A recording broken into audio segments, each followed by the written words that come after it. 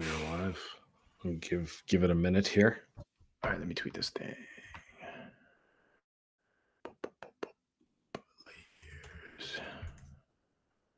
Are we live? We're live? Live. Now. We are. I'm just going to give it about a second.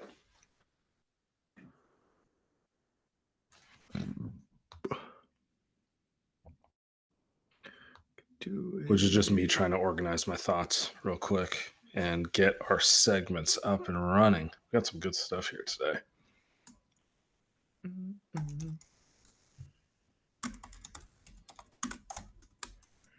Oh, whoa. It's a face mask. Maybe the Packers are fraudulent, huh? They're for sure fraudulent. I just can't tell what Jordan Love is. It's probably not him. I mean, it's their defense getting cooked tonight, but I can't tell if Jordan Love is that guy or not. To me, yeah, somewhere in the middle. I'm not out, but I'm not fully in either. You know what I mean? Yeah, I guess that you never know what those guys until they play in the playoffs. But I don't think it's that. He just hasn't played enough games. You know? Yeah.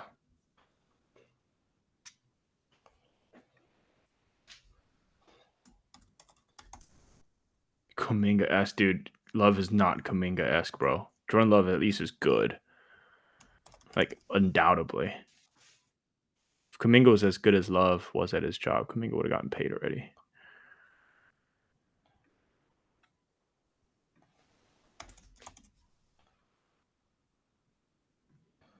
Kuminga for Purdy, straight up. The Mets, Mets had a collapse. I mean, my Giants are pretty fucking bad, but it's crazy that 83 wins gets you into the playoffs and the Giants couldn't get that. It's like a freaking top 6-7 payroll. Can't get to the freaking playoffs. It's not like we're asking for 95 wins over here. It's embarrassing, man. Yeah, but this is the problem, you know. They don't have enough good players to be a playoff team. Yeah, but it's like the problem is you spend all that money and you don't have enough good players. That's embarrassing. Yeah, that's fucking like, come on, man. Got teams all over baseball not spending money, making the fucking. Need more smart guys. Not about the money. It's about knowing what you're doing. But hey, let's get to it, dude. Yeah, let's get to it. Enough bullshitting and stalling, which was really just me pulling together the rundown. With that said, everyone, presented by Prize Picks.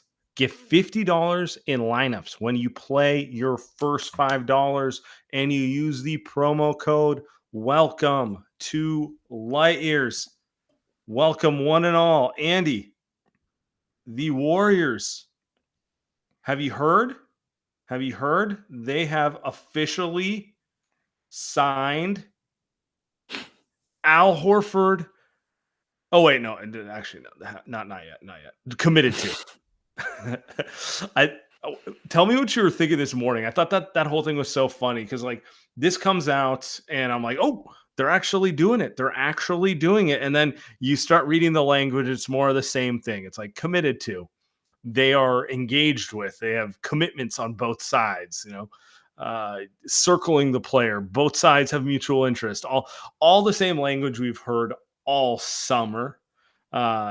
It's ultimately the same thing, but at least now it's coming from Shams and ESPN. And, you know, it's not that I was doubting that they were going to get Horford and Melton. I was just waiting for it to happen as we sit here 12 hours from Media Day, Sunday night. It fooled me. I mean, it fooled me. It sounded like it fooled you for a couple of minutes, but it definitely fooled me. I thought I was waiting for like a contract structure to come out. I didn't know exactly what it was going to be. I was kind of excited. So, yeah. Look, you kind of said all of it, man. Like the only difference is that Shams is the one that reported it versus, you know, we love these guys, but you know, Jake Fisher and Brett Siegel and like these guys are great, but they're not. You know, Shams is kind of the preeminent kind of NBA reporter these days, right? So if he says it, there's really, really no chance that Al Horford and D'Anthony Melton and GP2 and these guys aren't going to be on the Warriors moving forward. So, I mean, it's still exciting. Sam, I mean, it's September 28th. You didn't start with the countdown today. How many days has it been? I don't even know. We keeping the countdown on? So I don't Oh, know, but we're keeping the countdown, brother. okay, we're It's at keeping it on. 91 days. 91 days.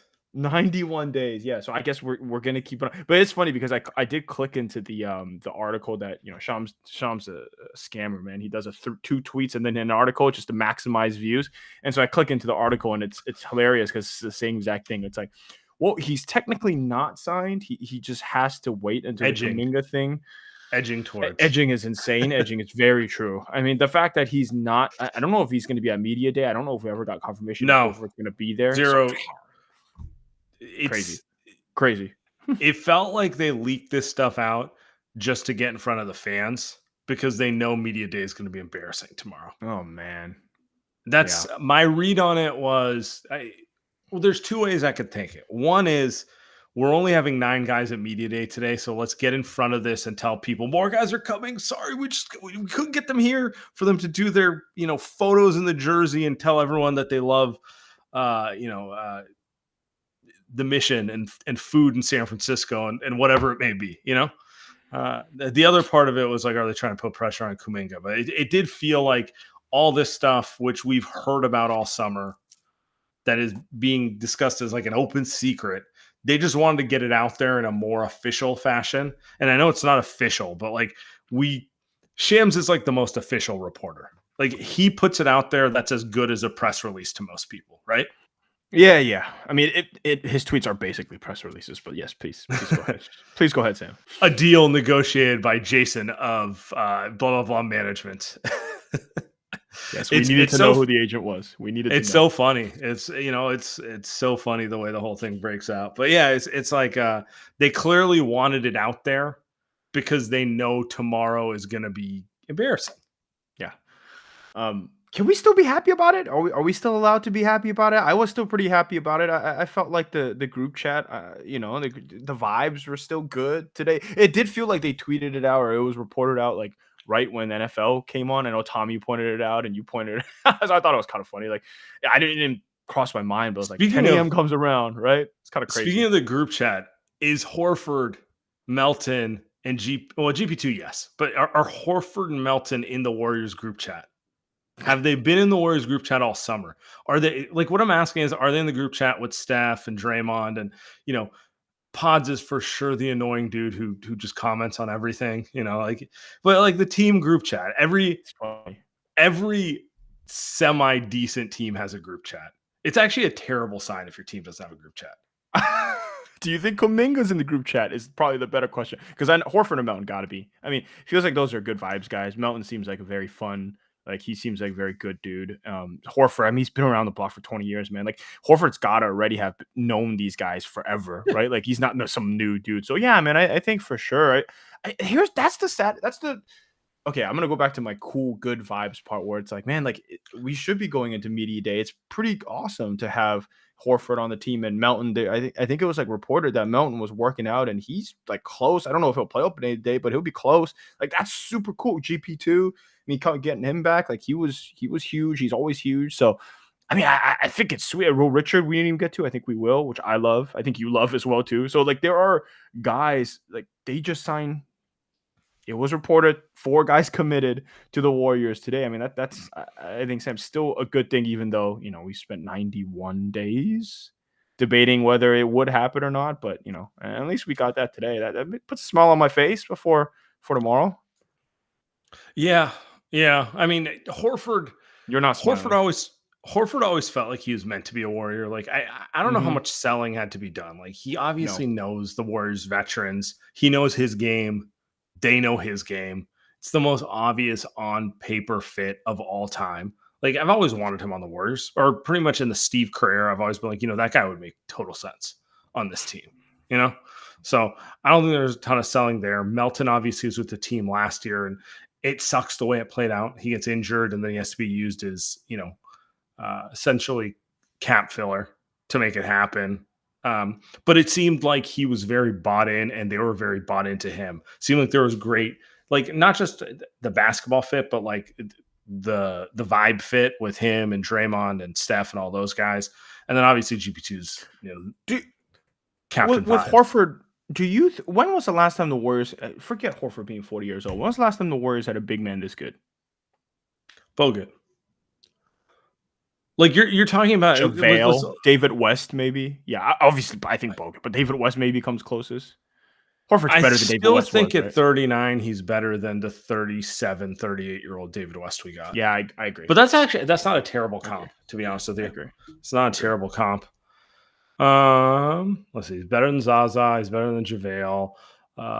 Better than Loon. Much as I love Loon. Yeah, Chat they says really Cousins. Chat says Cousins. But Cousins was he had to come they off had the him they Achilles. had him off of an Achilles, and Yep. you didn't get the peak version. It was like 30 games, that sort of thing. Like, it's not the same thing. He like 2016 Bogut was better than the version of Cousins that they got. I miss Bogut. But yeah, I think you're right. I think that's the one. I mean, which is I think the cool part. I feel like we haven't actually talked about the Horford signing for 3 months. Remember when it was first reported when free agents Sure. started? Me and you were I talking wanted to about it. say I wanted to save my takes for when it's official, Really which did. just was frustrating for a while. I am excited for the Draymond Horford combo. Like, just Draymond's not gonna play. He just can't play the 5 that much. I don't really trust many players to play the 5 in this system, and Horford's that guy. Like, he's not gonna play back to backs. He's probably only gonna play like 25 to 28 minutes a night. But like you said, dude, like, is there a better player to play in Steve Kerr's high IQ system? Pass, screen, defend. He can freaking shoot. There's nothing he can't do I think outside he's of gonna just play. I play. think he's gonna play less than that. To be honest with you, Less than what less than 25. excited. Wow. Huh? I think he played 23 minutes per game last year. I might be wrong on that. Okay. one. Okay. might I be mean, wrong I on that. believe it. I believe it. Yeah. My thought on Horford. Oh, sorry, he played 28 minutes per game. My bad. Had that one wrong. So just about right. Yeah. Your projection was actually exactly what he's played the last couple of years. Yeah. What makes me excited about Horford is one, the shooting is nice to have, but like it's really that he can do everything Draymond can do, Mm-hmm. which is to Mhm. say, like, run as kind of a facilitation hub as a big man, and be able to run the Warriors offense. What really excites me is you actually now have 48 minutes a game of that, because Draymond's getting older too. He's not as old as Horford, but he's getting older. And what I really want to see is them figure out a way to stagger the rotation so that one of them are always on the floor. And keeps both of their minutes down. Like, I would love a world where Horford's playing 21 minutes and Draymond's playing 27 minutes. And you have 48 minutes of that type of high IQ big man on the floor, but they also get to kind of rest their bodies a little more than they have in previous years past. Like, that would be the dream scenario. I don't know if they're going to have the roster to allow them to play that little, but that would be the dream scenario. I'm just excited. Like, more high IQ guys who you can run offense through. It's gonna make everyone better. It's gonna also help when, like, Jimmy misses a game. You can run more offense through Horford. It's gonna help when Draymond misses a game. All right, we got Al Horford out there. Like, he's a damn good player. He's still a very good player in every aspect of the game. He's just older, which means you probably want to play him a little less than he used to in his prime. Your audio. That was bad. There you go. No, I was gonna say, like, I just can't wait for those two guys to also play together, because there's not many players. I mean, you talked about the stretch 5, and Quentin Post is someone we'll get into season preview stuff on later shows, but QP is someone that, like, we want to see next to Draymond. But really, the perfect player next to Draymond, outside of the obvious ones, is Al Horford, that you can actually sign for, because he can actually stretch the floor, and two of probably the smartest defenders in the league, Al Horford and Draymond. So, Yeah. I mean, Sam, I'm fired up, dude. With the Al Horford stuff, I'm super fired up. So it doesn't seem like, because he doesn't play a crap ton of games and back-to-backs and stuff like that, it doesn't seem like he has a ton of injuries that you're really worried about. I think that's going to be the Melton and GP2, all that stuff is more the injury concern. I think this is just more like, just don't overstretch him to where, he does get hurt. And I'm not worried about that with the Warriors and how they operate. So I don't know. This is just like a win-win-win signing. It's perfect for this team. In a perfect world, they would have those two plus Quentin Post plus the idea of Kuminga, like what they want him to be. And then you can mix and match a younger guy with a more sage veteran. You have Horford at the center, Kuminga at the 4, Draymond at the 4, Quentin Post at the 5.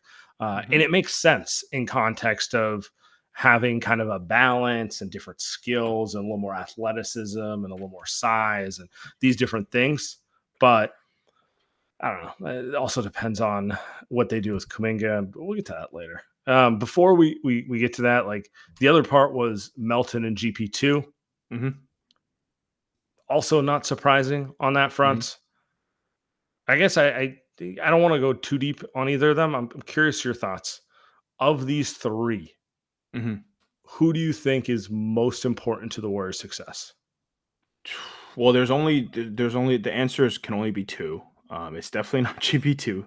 So I think it's just between Mm, Horford and Melton. Yeah, I mean, you can it argue. could be. I just don't think either of you or I can take them. So Yeah, no, I don't know. I just the two guys are better. The two Horford and Mountain are better. It's fully healthy. Oh, Samuel, you're putting me in a tough spot. I think I'll go with I'm not. Mountain. I think I'll go with y- Mountain. Yeah, I think I'll go with Mountain because I do think if the Warriors are to get to the second round or Western Conference Finals, or God forbid they make the finals, I think Mountain is the guy that's more likely to play 30 minutes. And he's the one guy that they have that he's going to be the best defender on ball, and he's going to be a relatively consistent shooter off the ball. And with Horford, I think they could get away with playing Draymond there and then having Jimmy like go down and play the 4. Like they can theoretically close without Horford. I don't wouldn't prefer that. I prefer both these guys, Sam, but I do think Mountain's probably the guy that's the most integral to their success if they want to get further.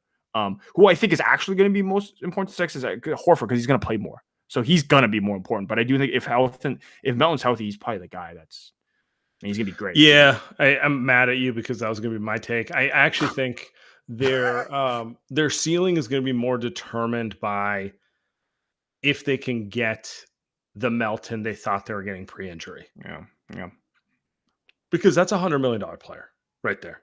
yeah. He like you if you watched the NBA finals and you watched the Oklahoma City Thunder, the Thunder basically surround their big three with every version of D'Anthony Melton they can find. Caruso, Yeah. Kisan Wallace bought into being that type of player. Like Lou Dort. Like these are all versions of that defensive 3-and-D guy who's smart enough to make a decision. Some of them are better shooters, some of them are a little better off the bounce, but they're all kind of the same type of point of attack dog defender with enough versatility on offense to be able to function a playoff lineup and not be like the guy that everyone helps off of, which is like kind of hard to find. Like that's kind of the issue with GP2, to be honest. We know GP2 can defend if he's healthy, but sometimes you get into these situations where you're like, it's hard to keep him out there because of offense. It's hard to keep him out there because we don't have enough shooting out there and they just cheat off of him. So I think Melton is, I mean, it's kind of like the Otto Porter thing, right? It's Yeah. like Yes. you're Yes. betting on a guy who if they're physically right, that is a fucking good player. That's a winning player. That's a championship caliber player. That's a guy who's going to raise your ceiling, make Jimmy Butler, make Steph Curry better, those sort of things. But also, like the baggage is the reason he got him for cheap. Like he's coming off of a knee injury. He's young. I I believe he can come back from it, but like he's also been a guy who over the years has been hurt a lot. So, you know, Rick, work your magic, man. Work your magic. If you, I think we agree on this. If there's one guy that's going to stay healthy and get through the season and be able to play big minutes, it's probably preferred to be Melton. Like that is a guy that is by far. They Because were. What did he's they in your start? he's in your 7 or 8 man playoff rotation, no matter who you play. If Easily, he's healthy, easily. yeah, there's no like this is a bad matchup for Melton. It's like no, you always need that type of guy in the rotation. If he is fully healthy in the playoffs, he is your Steph, Jimmy, Draymond fourth most important player. Am I missing someone? Depends on if Pods takes a leap, but I think Yeah, he starts yeah. over Pods. I think he's a cleaner glue guy Right, in right, most right. situations. Yeah, probably So, fourth. I mean, yeah, I think him and then Horford right behind him. So yeah, man, like that's the health and have he's the only Mountain one. Yeah. 26, he might be 27 now. Are we Like doing the he is, age thing? doing the age thing. I mean, in the Warriors case, it kind of does matter. Like, it's nice to. Oh, sorry, he's 27 now. It's nice to know that they Baby. have a player. They have a player who is under the age of 30, who they might throw out there when it matters. I didn't know that was allowed. They could sign players under 30. I didn't know. I didn't think that was a thing. How old is GP2? 32? 33, Yeah. See? Fit right in. maybe. Absolutely fit right in. Okay, we're gonna get to more stuff. We're gonna get to the Kuminga stuff. We're gonna get to the some of the preview for the season. Before we do that, Light Years Podcast, we are brought to you by Prize Picks. You and I make decisions every day, but on Prize Picks, being right can get you paid. Don't miss any of the excitement this football season on Prize Picks. Words good to be right. And listen, Prize Picks got a new thing. Prize Picks is the only app that offers stacks, meaning you can pick the same player up to 3 times in the same lineup. So, and I actually couldn't do this for a month. I was kind of annoyed because I would look at some player numbers and I'd want to go more on 2 separate things and it wouldn't allow me, but now you can do it. So if you want to go more on Josh Allen's pass yards, rush yards, and touchdowns, you can do all of that in the same lineup now only on Prize Picks. I mean, it's pretty good. Josh Allen's kind of the entire offense in Buffalo. But tomorrow you can do, if you look at, and this is the one I like, Monday Night Football, Justin Fields is back. Justin Fields is playing against a terrible defense, the Miami Dolphins. So you can literally stack up 47.5 rush yards more. You can stack up sacks taken because Justin Fields is a sack master. It's all he does is take sacks because he's just holding the ball forever. So 2.5 sacks taken, you can do more on that. You can do all types of stuff. You can do rush attempts, 6.5 more. I mean, I think that's an easy one. He's gonna be running, can't really throw. So you can do all of that. Single player in stacks and light years. So use code Light Years to get $50 in lineups after you play your first $5 lineup. Download the app today. Use code Light Years. Get $50 off when you play your first $5 lineups with code Light Years. Prize Picks. It's good to be right. Always good to be right. By the way, my fantasy teams are looking great this year. I'm feeling like, when your fantasy teams feel well, you're like, I am the best GM on earth. I should be the GM of the team. Oh, the Warriors. Should be the team of the Warriors. Yeah,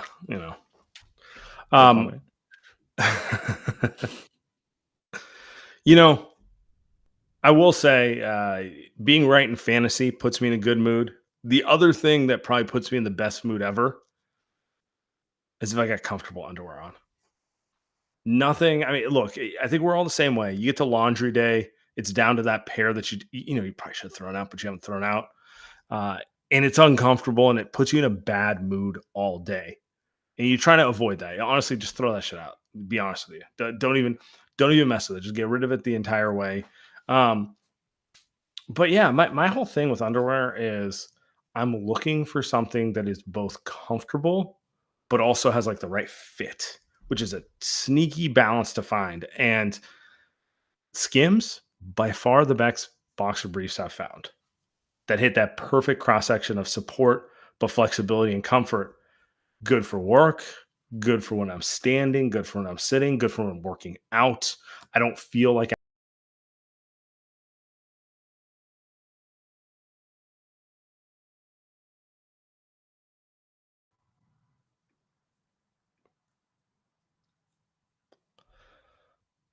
good for when I'm podcasting and I accidentally shut down the pod. Like, good for everything. They're literally the best things I would advise to you. I have no clue what I did there. So guys, keep it straight here, guys.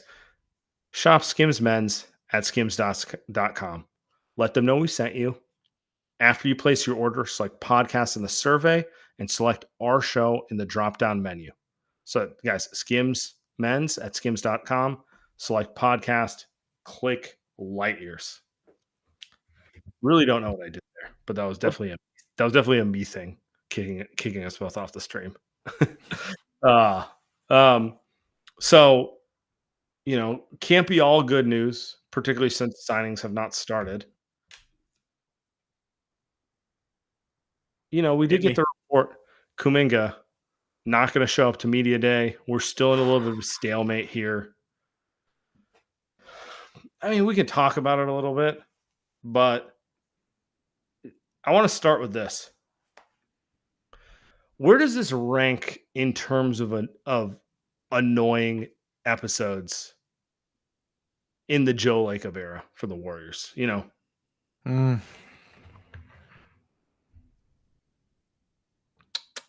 You asking me to go right now, just off rip? well, I'm just I trying thought to you think were gonna about it. give me Like some options. there was I got a the couple KD, for there you. was a KD drama. There Hmm. was the punch and the long aftermath of the punch. I mean, you can go think of ones you can think of. Go for it. Yeah,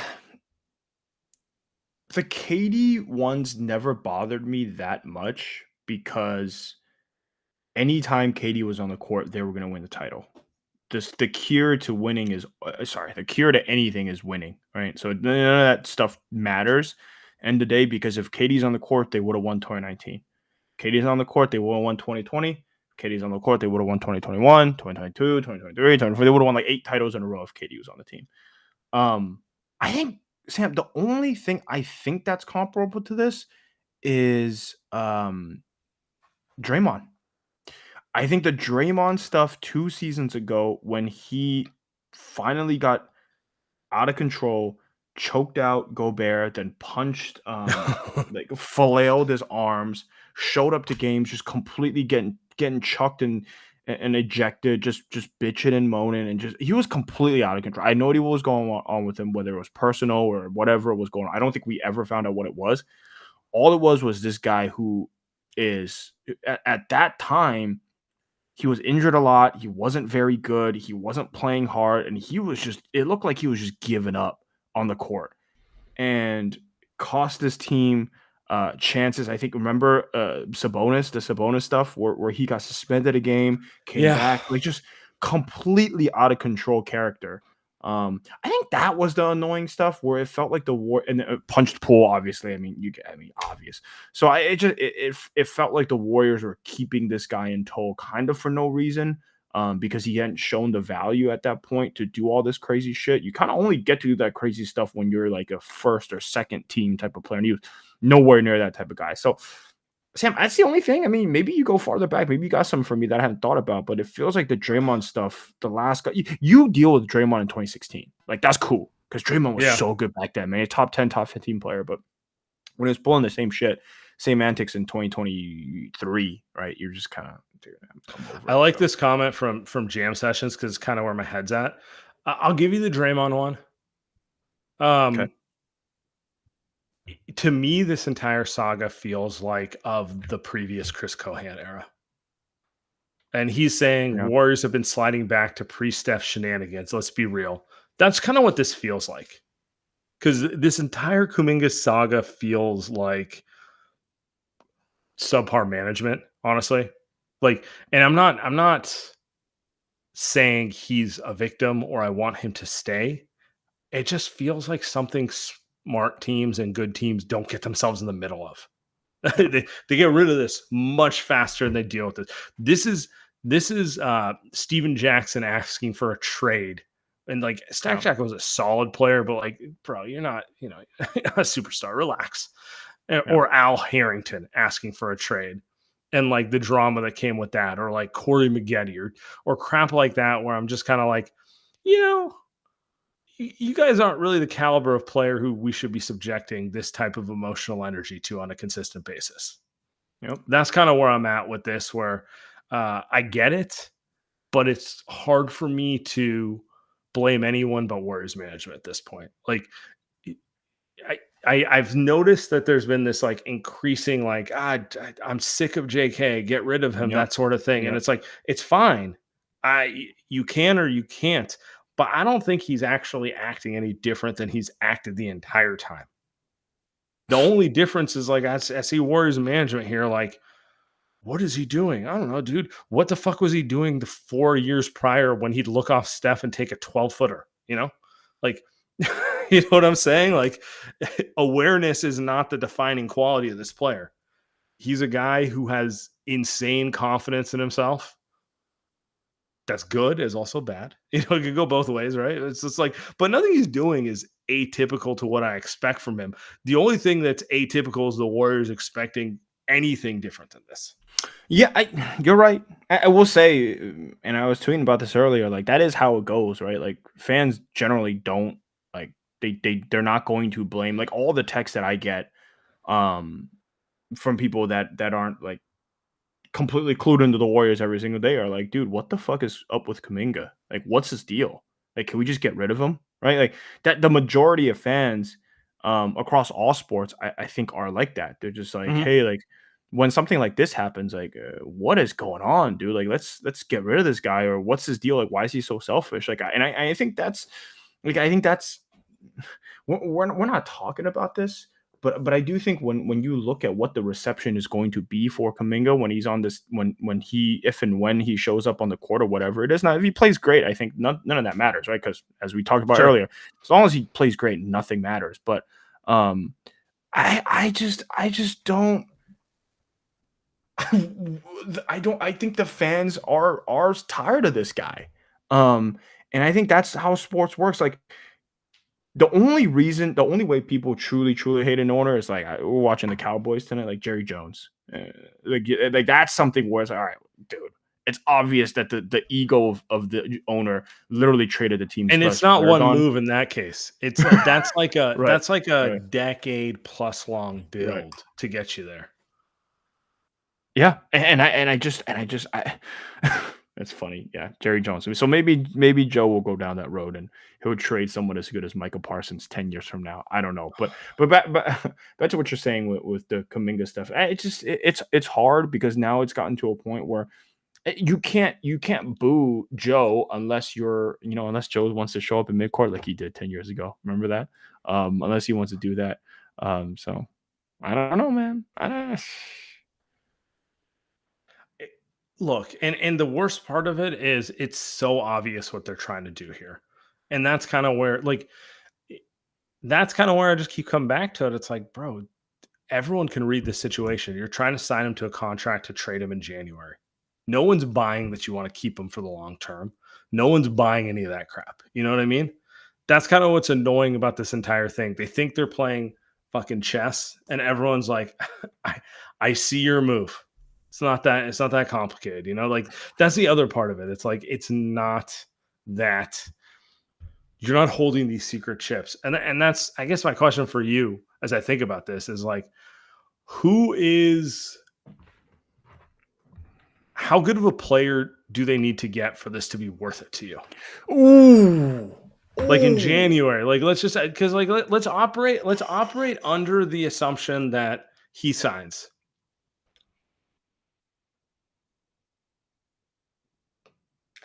Do not say Giannis. I'm not going. I'm not going to because I don't enjoy Kuminga at all. But here's what I think. I think any player that can play 20 minutes in a playoff rotation for this team, it will be worth it for them to make this trade. 20 minutes. No, 20 not make minutes in a this not playoff. make this trade. Deal with all Do you, the crap to get to January to be able to make the trade. Because let's put it this way: he signs, it's not over, Andy. You're gonna have to deal with 50 games of drama, and it will be drama. That's the part that like, sorry, he's not gonna like sign and then everything's gonna be cool. It's gonna be the same bullshit for 50 days. Steve's gonna yank him. Sham's gonna say he's losing faith. You know, it's gonna be all of that. any player remains the same. If they can get what's a player that I feel like Alex Caruso. Obviously, he's not going to get traded for Alex Caruso. He's not going anywhere. But like that type No, of but Alex that's Caruso a good that's a good probably like. too I'm good. trying to understand Yeah, what your bar is. like a Miles Turner, Alex Caruso type of guy is exactly what um I think that's probably too good. Like those guys are really good. Maybe like someone not even as good as those guys. Who's like the seventh man for the God, who am I? What am I thinking about here? Yeah, chat's got to help me out I here. was gonna say PJ Washington, that's a great one. Somebody brought up PJ yeah. Washington, like that's a I was good gonna one. say a Go ahead. Harrison Barnes type, and not like the current Harrison Barnes, but the Harrison Barnes that was on the Warriors that contributed as like a valuable role player. And honestly, that's kind of what PJ Washington is right now. Yeah, So yeah, yeah, yeah. I think we're probably speaking the same language. We're talking about a guy who I was going to say 30 minutes. You're saying 20, Yeah. but we're saying the same thing. He's in the 8-man rotation. There might be some matchups he plays more than other games. Okay, chat brings up Derek White, because if you sign him to a contract that's $23 million, Derek White is what, 30 right now? I may be Yeah, wrong. I may be off. you can get there very comfortably So that's if the it's point, just right? about salary matching. Yeah. Salary matching, then you throw in 2 picks, 3 picks. I don't know. I don't know if I don't know if Joe is going to allow that, but why not? What if you salary match that again? Brad Stevens is not an idiot. Brad Stevens doesn't want Kuminga. Let's be Kuminga real. pods. 2 It's picks. tough. Yeah. I don't I think Joe's probably doing it, but that's a tough one. Stevens would be within general range to demand something like that for him. Stevens would probably like Pods. Pods is a good player. Like that's that's someone like Chad's bringing up Trey Murphy. I mean, that's another one. But Sure. those are guys to the point. Like those are really good players. I'm actually thinking a tier down from those guys. 20 minutes a game. Yeah, Malik Monk. I don't even know if Malik Monk would play in the playoffs that much. He feels like he might get played off the floor, but like those are the type of guys. And Sam, I think the bigger question you mentioned, is it worth it? Because you got to think about all the shit that they're going to go through in the next couple of weeks. Like this is supposed to be good vibes, man. This is supposed to be a good vibes team. It ain't good vibes right now. None. I don't think anybody's walking in that. Well, I think no one's really talking about the risk they're running right now. Like you have done a very contentious negotiation with a young player who we all think is a little immature and emotional. You think he's gonna be bought in after this if he doesn't get what he wants? Mm. Like it actually has a lot of potential to blow up. Yeah. Has a lot of potential to blow up, which is why I kind of wanted to avoid the whole situation. But here we are. No, I think they're enjoying it. I think they like the situation for some reason. God, well, it is what it is.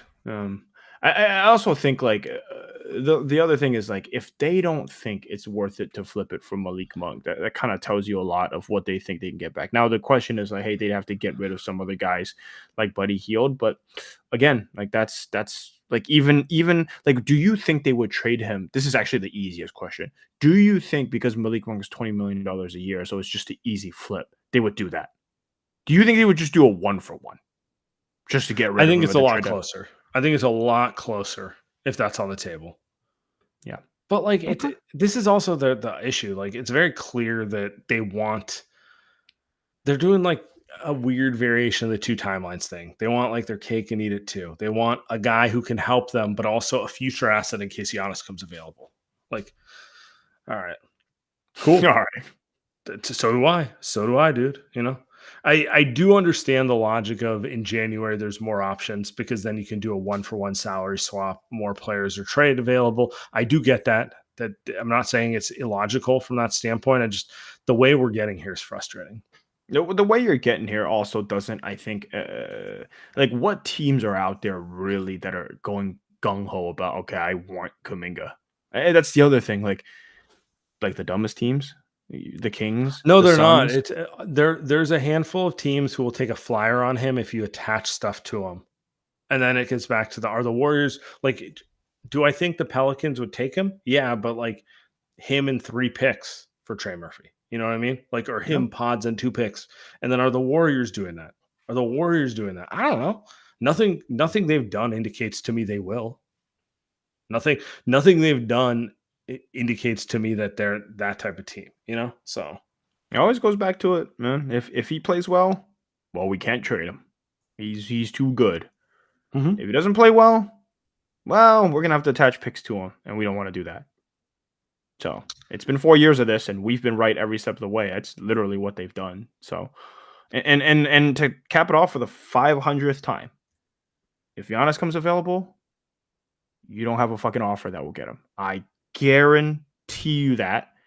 And if Giannis wants to come to the Warriors, then it doesn't matter what Kuminga's contract is. You're just going to make it work by adding fucking whatever you need to add. Like it's not difficult to make a trade of a player. I mean, your only avenue to getting Giannis is putting every pick on the table and hoping Milwaukee says okay.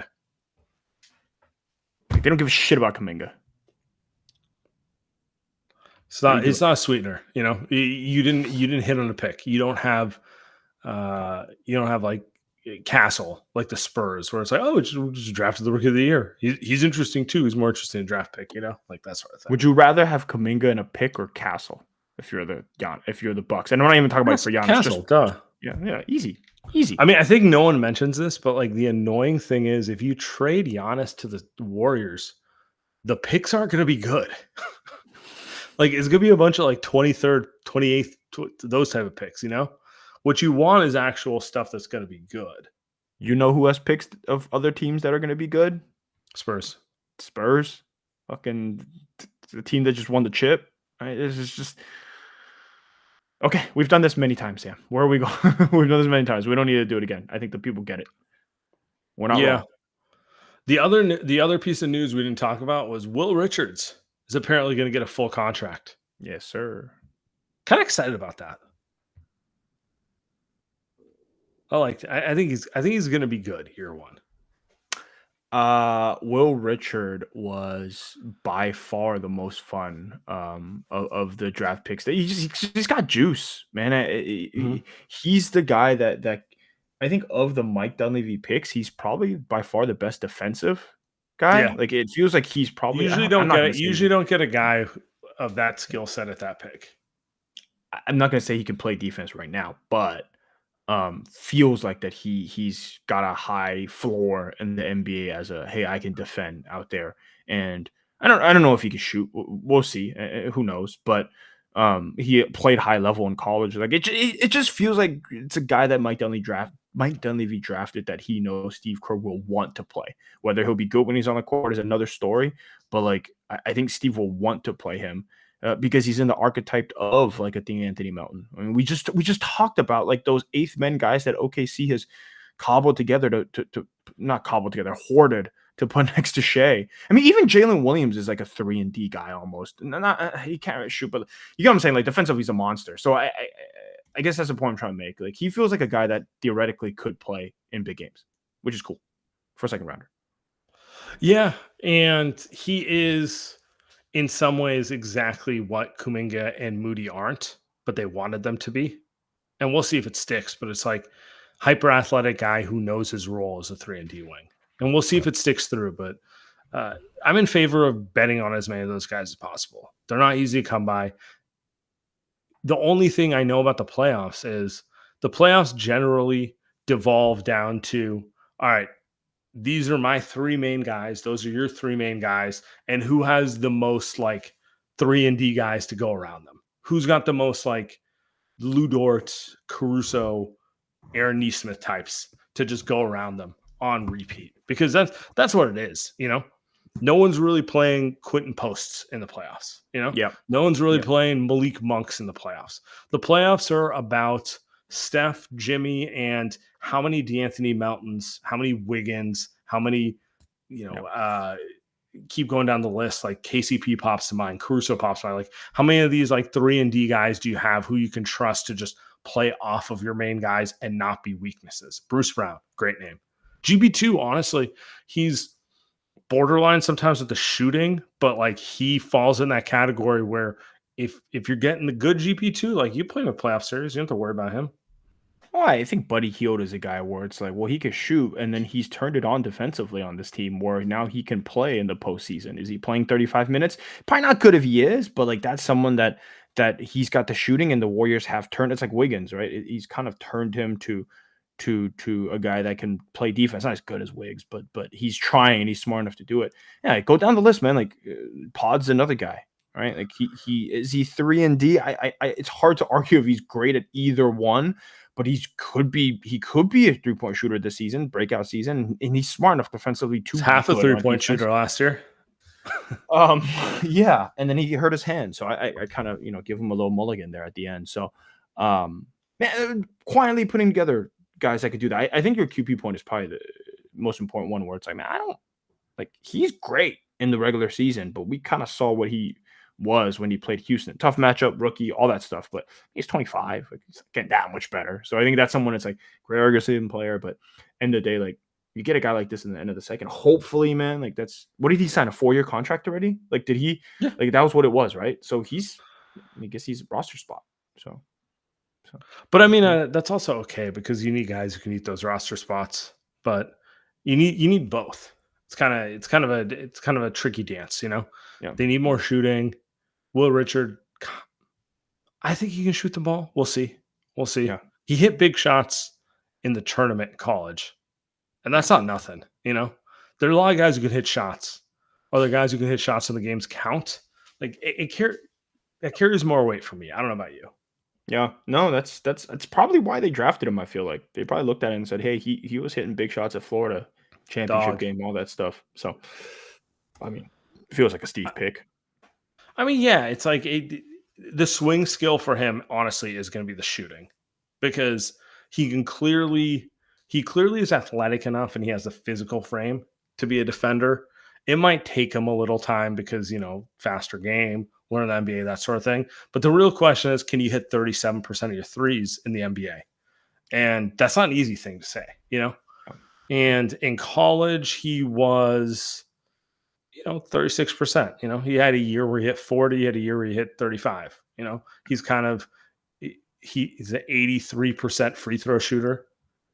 I think he can shoot the ball, but you and I both know it's kind of like it's make or miss with that sort of thing.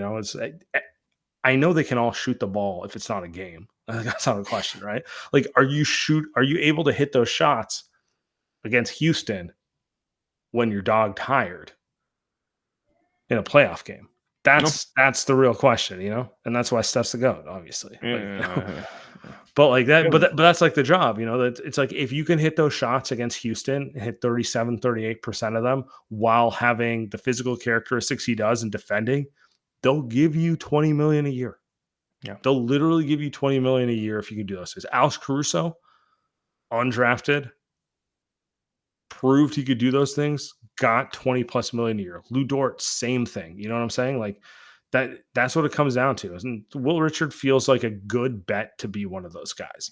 Maybe he will, maybe he won't, but I like the bet because he proved it in big games in college. He has the skill set, and I loved what I saw in Summer League. Yeah, I think that's kind of the difference when you draft guys like that. And he's available in late second. They probably maybe even would have gotten him like as a undrafted Unsigned, or yeah. whatever. Yeah, probably would have gotten him. I don't But I think mean, he was to on the big the point, Caruso and Dort were both unsigned. 100%. And I'm gonna kind of bring this. I can feel like we talk about this a lot, but like honestly, like what who would you rather have? Like if would you rather have someone like that or would you rather have someone like Kuminga? Like especially if you're a team that's trying to win, like go ask the Thunder. Would the Thunder rather have Kuminga? Would they rather have Lou Dort? Would they rather have Kason Wallace? Like if you were to ask like someone like Kuminga, it's like he's way better than those guys, right? He thinks he's way better. He can score. He's more athletic, which he could probably he could score better than Lou Dort. He's more athletic. Like he could do all. He could jump higher. He's longer. He's big. All that stuff. But it's like, hey man, like, when you're talking about in the basketball world, unless you're a guy that's a number one or number two option, like you go get ready to learn role player. Like you're just not good. You're not good enough to be the first and second option, or just go be a player on a shitty team. Which I don't know. I bring this back to Kuminga, Sam, but it's just like I feel like we talk so. Well, they much wanted him. about, I mean, can I answer it? They wanted him to be yeah. both. They picked him because they thought he had star potential. Debatable, but they also thought he had the skill set to fit in around other guys while you're not the star. They were hoping for the Tatum. They were hoping for the Paul George. They were hoping for the Kawhi Leonard. Those guys who played a smaller role and bought into being kind of a glue guy, but like as their skills grew, the offensive role grew. And it just hasn't happened with Kuminga. And this is kind of the frustration of it. It's at some point you have to be able to read it and be like, it's not going to happen. He is not that guy. He is the guy who needs to go and get 20 shots a game and lose 60 games a year to figure out what he wants, Yeah. Like he's just a different person. It's just a different thing. They wanted him to be Paul George. Cause like, do you remember rookie Paul George on Indiana? Yeah. 8 points per game. Yeah. The fifth option. Then he became the fourth option. Then he became the third option. By like the fourth year, it was like, he's kind of the man on the team. He's kind of the best player on the team. But it was but it was like a gradual growth. Like that was what they were hoping for. It never happened, and they never recognized that it wasn't happening the entire time. That's the more annoying part, where it's like I get the vision, I can even buy why you want the vision, but like call a spade in year 3. You know, it's like it's just the need to double and triple down once it hasn't worked. Very frustrating. Paul George can shoot. I think that was the difference. I mean, not the difference, but like that was the one thing where it was like, man, the guy can really shoot the ball. Like he's a pure shooter. And so it's just Kuminga doesn't do anything at a level that's honestly above average. He gets downhill at a pretty good rate. Yeah, and then he misses his free throws, and that's the thing, right? Like that's if he was an 85% free throw shooter, it's like, all right, sweet, you can get to the line. But you get to the line and shoot 1 for 2 every fucking time. Like, who gives a shit? I really think it's mentality more than that. I agree with you. He can't shoot the ball, but like if he was willing to buy into certain things, it could work better. But yeah, I mean he doesn't. I agree. I mean, he's not skilled. So anyway, that's it. That's it. No more Kuminga. He gets down. I brought it up. That's my fault. I brought it up. That's my fault. Not a lot of guys get to the line the way he does. Not a lot of guys shoot from the line like that at the way he does. That's for sure. You got to try to shoot that badly. 60% from the free throw line. Jesus Christ! Why even go to the free throw line? I'm gonna end it on this one. We got a question here. Okay. Cuck chair tomorrow or no? Oh, I think clearly the answer is yes. Clearly the answer is yes, because no one has signed. If Horford, Melton, and those guys were in Jersey on media day, I would say no chair. It's over. It's over. Deal's been done. But this leak today, nah, man. This leak today was just another. We're still in the chair, buddy. We're still in the chair. Well, I think committed doesn't mean it. Committed doesn't mean anything. Committed it's phenomenal language. But until I see a player who was not on the Warriors last year in Jersey practicing, we're doing the chair. I think the Warriors are. I agree with you. Nothing's gonna happen. But, I gotta call it the way I got my rules. My rules are until I see a signature on paper and Al Horford out there setting screens in practice, I have to commit to it. I'm still in the chair. They've played the PR game better than Kuminga and what's his name? Aaron Turner has. So and they have the home court advantage. I mean, they are the team that everyone's rooting for. People root for basketball teams, not players. Right? The only players that have people root for players are Steph and LeBron. Like those are the only guys that have actual like fan bases. Other than that, people are rooting for teams, football, basketball, baseball, all of that. So the Warriors have that advantage, but they've played the PR game better. I mean, Aaron Turner went on his little media blitz last week, and I don't think people were that moved. I don't think people were saying, we feel bad. I was moved. But you didn't, I mean, I don't think people were out there saying we feel bad for Kuminga and please just get behind Kuminga's back. I don't think people give. Yeah, I mean, Mike is right. Neither side has won. That's very true. That's 100% where I'm at. I'm 100% true. I'm not giving the Warriors credit here. Yeah. But it just if they're worried about fan sentiment, it's very clearly the disappointment, and I think I'm not going to call it hate. It's too strong. But disappointment and I think like anger, frustration is clearly directed at Kuminga from that perspective. But yeah, what the fuck does that mean? It doesn't mean shit, like you're saying. Who cares? No, nobody's fucking winning. There's nine freaking people on the team tomorrow. Everyone's losing. I'm excited, guys. We're gonna be back tomorrow night. We're gonna be back for media day. I want people calling in. I want takes. We're gonna go with that. Appreciate.